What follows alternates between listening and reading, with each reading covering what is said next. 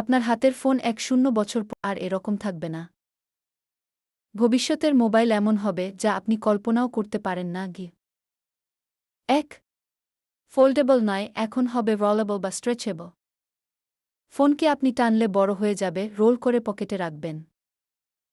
Samsung, Motorola ইতিমধ্যে prototype বানিয়ে ফেলেছে। ভিডিও ক্লিপ, রোলিং স্ক্রিন বা স্ট্রেচেবল ডিসপ্লে। ২.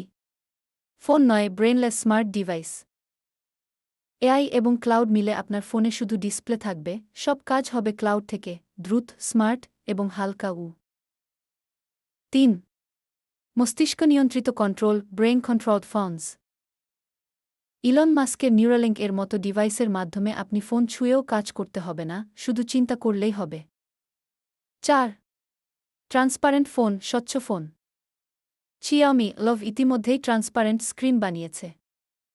১-০ বছরের মধ্যে স্বচ্ছ ফোন বাজারে আসতে পারে। Video clip, transparent display. ৫. ২-৪ ঘন্টা চার্জ। ৯-৫ বছর battery. Graphene battery, solar charge এবং ন্যানো ব্যাটারি নিয়ে কাজ হচ্ছে, একবার চার্জ দিলে কয়েক সপ্তাহ চলবে। ৬. সিগন্যাল ছাড়াই স্যাটেলাইট কল। এলন মাস্ক এর স্টারলিংক ও অ্যাপল ইতিমধ্যে স্যাটেলাইট কল শুরু করেছে। ভবিষ্যতের ফোনে মোবাইল টাওয়ার লাগবে না। ৭. ফোন হবে আপনার সহকারী। আপনার মুখের ভাষা চিনবে, কণ্ঠ শুনেই বুঝবে আপনি খুশি না দুঃখী। সরাসরি হলোগ্রাম বা অর দিয়ে কথাও বলবে। আউটরো।